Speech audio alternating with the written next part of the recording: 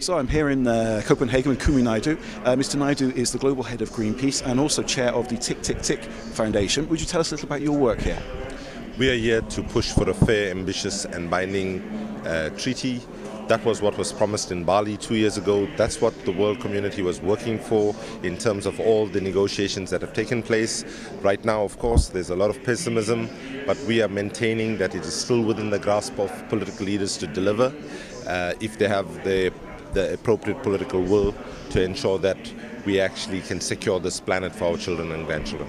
Now, earlier on in your press conference, you were alluding to the enormous numbers of bracketed areas in the text. This is still a huge problem. Do you think we're going to come up with a deal here?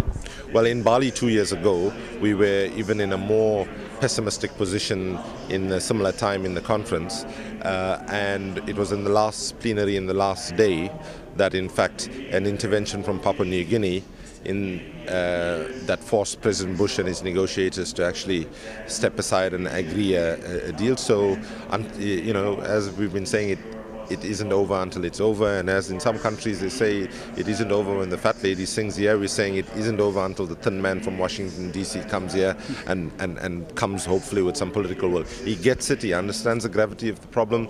He used two terms repeatedly: a planet in peril, the fierce urgency of now during his election campaign. Let's hope he understands that that urgency has got much, much more fierce as we stand now, given the new science that tells us that things are much more serious in terms of climatic impacts. So you are hopeful. That's good news, I think. Now, earlier on you were talking as well about financing, the issues relating to a lack of money to sort out climate change issues, and yet, as you were saying earlier on, bank bonuses have been bailed out, banks have been bailed out, the crisis has changed everything. Tell me more about your thoughts on this. Well, if there's political will, the kinds of resourcing that is needed can be mobilized. The negotiators have to recognize from the rich countries that if they do not help developing countries who have been least responsible for the climate catastrophe that we are in, who are paying the first and most brutal price of those climatic impacts, with 300,000 people dying now from climate impacts, where conflict is on the rise. I mean, Darfur, one of the drivers of that genocide is the fact that Lake Chad, which was one of the largest inland seas, has dried up, and water scarcity has been a factor. So what we would say to them is two things on money. One is, the more we delay, the more the costs are going to shoot up exponentially. So it's not in their interest to continue to drag their feet. Secondly, we say morally, if they could mobilize virtually overnight, not millions, not billions, but trillions of dollars to bail out the banks, the bankers, and particularly their bonuses, then surely they can actually come up with the same kind of resources. In fact, what we're asking for is less than that, to ensure that we can actually save this planet for rich and poor countries alike.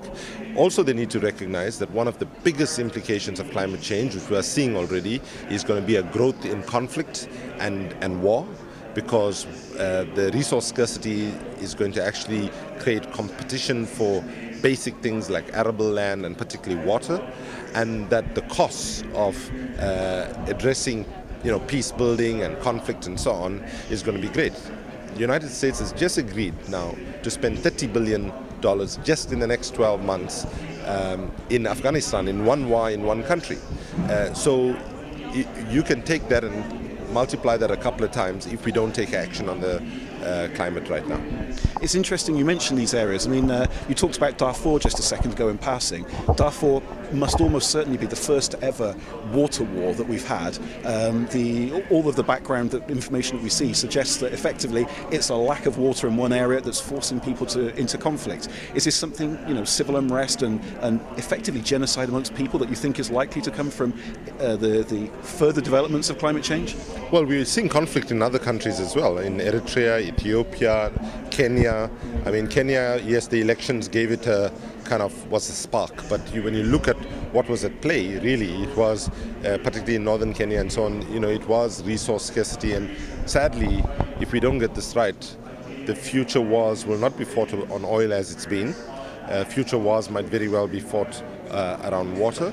And also we know that we've got existing conflicts which we are not willing to be honest about, to say that actually one of the log jams is resource scarcity. Even the Palestinian-Israeli conflict, we underestimate how much water is a factor in terms of that conflict. So the intelligence of all of these dominant countries in the world tell them this, they know it, it's time that they came clean with their own people and actually did what their own people in majorities are telling them, even in the United States, where the majority of citizens in rich countries want action, want to be able to say to their children that their future is secure.